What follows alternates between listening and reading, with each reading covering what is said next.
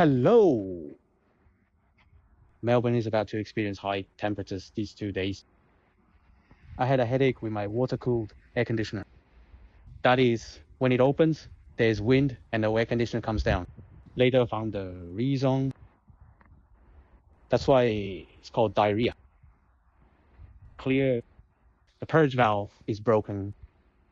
I went to buy it today and change it. Now, let me show you how to replace it. That pail of water balls up, but He may not have the water was running down this pipe. then I went and bought one of these. An electrostatic ring. It's brand new. Take this old one off first. Take down the old... But that leather pad must be padded on by the feet. Prevent water leaks. Then add a little more of that plastic bag. How tight? Then twist it on again. Go put it on and tighten it. I usually use another one.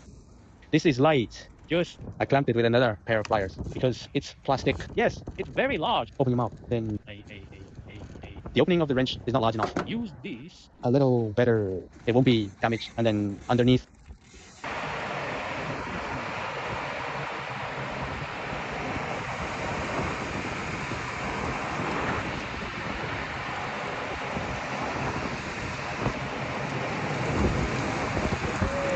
That's it. Okay.